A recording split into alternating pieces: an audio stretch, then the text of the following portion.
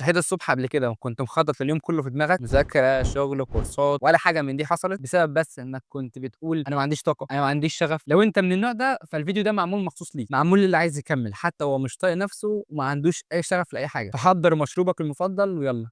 بسم الله نبدأ. بُص يا صاحبي، أنا واحد من الناس اللي بدأ حاجات كتير أوي، مذاكرة وبدأ gym واشتراك. إيه اللي بيحصل؟ أول أسبوع أنا بابقى تمام وباكسّر الدنيا، تاني أسبوع رجعت ريمة لعادتها القديمة. كنت فاكر الناس الشاطرة عندها شغف وطاقة طول الوقت، بس الحقيقة غير كده تمامًا. فركّز بقى معايا وصحصح كده، ولو ما عملتش مشروبك المفضل روح اعمله وتعالَ. أول نقطة هنتكلم فيها إن ما فيش حد ناجح بالشغف وبس، الناجح دايمًا بيبقى بالالتزام وعادات ونظام ماشي عليه. عايز أقول لك بقى إن الشغف ده إحساس بيروح وييجي، عامل زي صاحبك الغدار، لو اعتمدت عليه لوحده هيسيبك في نُص الطريق، إنما الالتزام بقى فهو عامل زي صاحبك، التوينج، البيستي، عمره ما هيسيبك طول الطريق. وأكتر حاجة فرقت معايا هو إن أنا بطّلت أسأل نفسي أنا هاعمل إيه، واسيبها عايمة كده، وبقيت أسأل نفسي سؤال واحد محدد، إيه أصغر حاجة ممكن أبدأ بيها دلوقتي؟ مش ساعتين مذاكرة ولا محاضرات كتير متراكمة. بالنسبة للمذاكرة هابدأ 10 دقايق بس، بالنسبة لتمرينة الgym أنا هانزل أقرب gym ليّا وألعب مجموعة واحدة بس وأرجع، وبالنسبة للحاجات الكتير المتراكمة عليّا أنا هاحضر محاضرة صغيرة 5 دقايق في بداية المحاضرة. والغريب بقى إنك أول ما بتبدأ في الحاجة في الغالب بتكمل. هتسألني ليه الطريقة دي بتنجح؟ هاقول لك عشان دماغنا بيخاف من البداية مش من كم الشغل، فدايمًا أول 5 دقايق هم التقال، مجرد ما تعديهم تلاقي نفسك الدنيا تمام ودخلت في الmood كله زي الفل. تاني حاجة إنك تعمل نظام، بدل ما تكتب الهدف، بدل ما تقول هدفي إن أنا أذاكر 6 ساعات، قُل أنا هاصحى أذاكر مع عمر كل يوم الساعة 03:00 قبل الفجر. وبدل ما تقول لازم أخلّص كل ده، قُل أنا هابدأ بس، وسيب الباقي بعد كده على ربنا هو هيقدّرها. مجرد ما تقوم صدّقني الدنيا بتمشي لوحدها. يا عم في أصعب الحلول حتى لو فتحت معانا session واحدة بس قبل الفجر، فكده أنت الكسبان. ليه بقى أنت الكسبان؟ عشان أنت درّبت نفسك على الالتزام مش على المزاج. بُص بقى هاقول لك على حاجة كده خاصة بيّا أنا، كان عندي حاجات كتير مأجّلها ومن أهمها الcontent اللي هو ده، اللي أنا باعمله على اليوتيوب حاليًا. ده أنا كنت مأجّله ليه؟ عشان ما كانش عندي شغف أو ما كانش عندي طاقة أو كنت عمّال أسوّف. بدأت في الثانوي وبطّلت.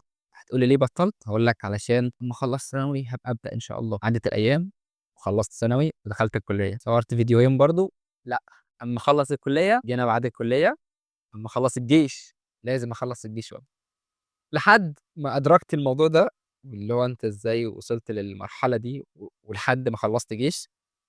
فقبل ما أخلّص جيش بيومين 2 المفروض أخلّص 1/12، جيت يوم 28 وعملت حاجة تحفة، وهي إن أنا بدأت أصوّر أول فيديو أو أفتح أول لايف في التحدي بتاعنا.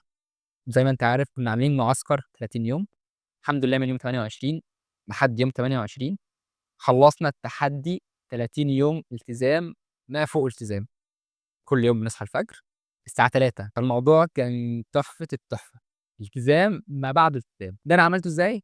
جيت كنت زهقان وقرفان مش طايق نفسي، اللي هو والله أنا هاجبر نفسي غصب عني إن أنا أقعد قدام اللاب. فتحت اللاب، فتحت الكاميرا وقعدت، الدنيا ضبطت معايا، لقيت واحد، التاني، التالت، الناس بدأت تتشجع، إيه أنتم مستمرين معايا؟ فيالّا. بس هي الفكرة جات في إيه؟ في حتة التزام، والحمد لله النتيجة لحد الآن واضحة.